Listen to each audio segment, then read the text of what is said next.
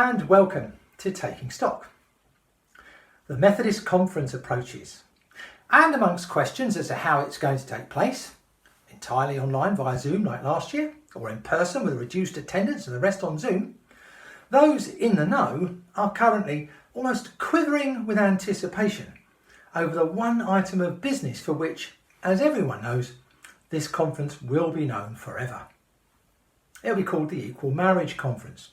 There's only been one other like it in my lifetime, and that was the conference of 1993, known since and forever as the Derby Conference, in which I sat as a representative for the then London North East District.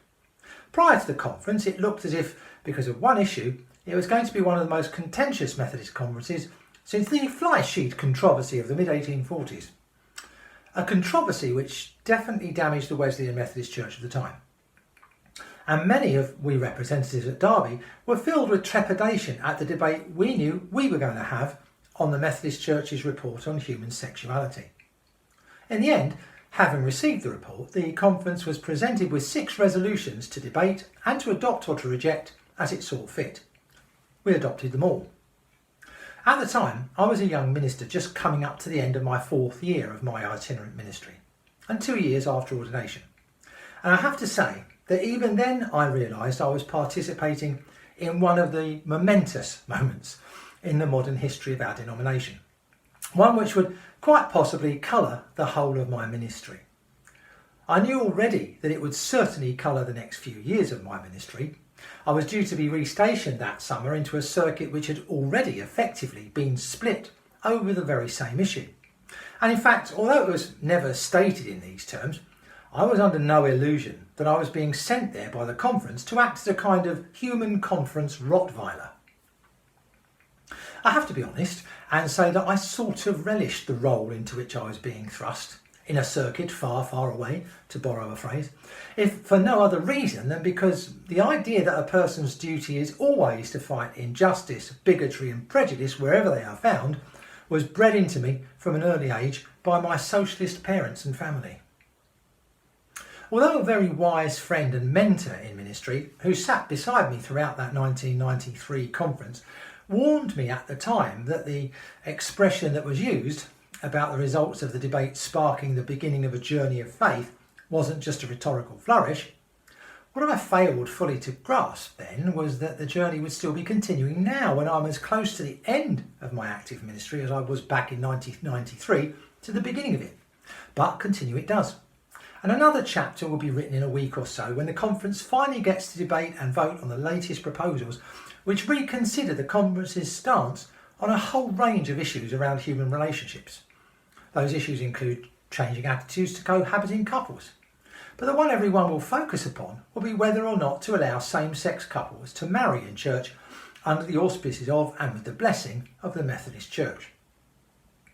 The report concludes that this change and others should be adopted, with conscience clauses to allow church communities and ministers who disapprove to decline to host or officiate such marriages, much as we did when the church first agreed to officiating at the remarriage of divorcees, which was at one time controversial and now seems routine.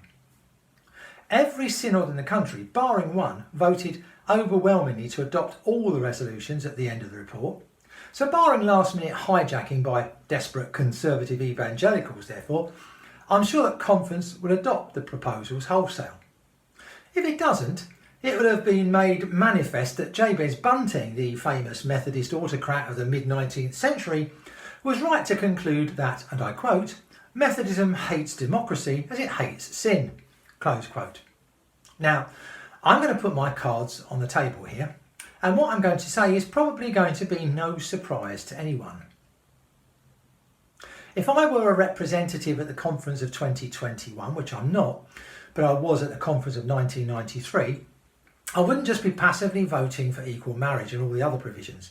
As I did in 1993, I would be standing with my brothers and sisters, pink triangle badge to the fore, who happen to be oriented differently to me, but were just as capable as I am of showing love, constancy, commitment and compassion, maybe more so.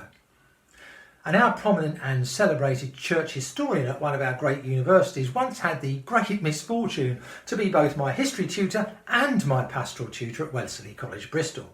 He, being openly gay, and whose public coming out came at great personal cost, took great delight during the course of one conversation when he was visiting me years later in describing me as rampantly heterosexual. I wasn't sure at the time whether to feel insulted or complimented, but I think it was just a statement of fact.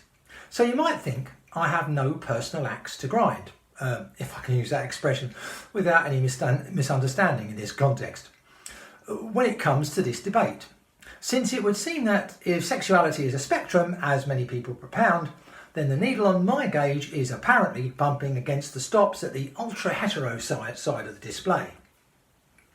The thing is, I've known many gay and lesbian people who have enhanced my life and the life of the church and wider society. There are many who have, for the most part, shown far more graciousness and compassion towards those who'd exclude and reject them than I would show, than I have shown, to be honest. Some suffered horrendously at the hands of the church as well as wider society. So I'm going to take the unusual step of naming them. It's for people like Richard Ware and Colin Story, two old workmates of mine, two compassionate, contrastingly loud and soft-spoken, loving and lovable men, both of whom tried for years to hide their true nature from themselves as well as others. It's for those that I stand today with those who stand for justice and equal marriage in the Methodist Church, and I stand with them because I know they felt rejected by such institutions as churches. It's for people like Steve Hathaway, who trained for ministry alongside me and others at Wesley College, Bristol, and who took his life in his hands, or so he thought, when he very bravely came out to me in my study while I was once again trying to beat an essay deadline set by Diarmuid McCulloch.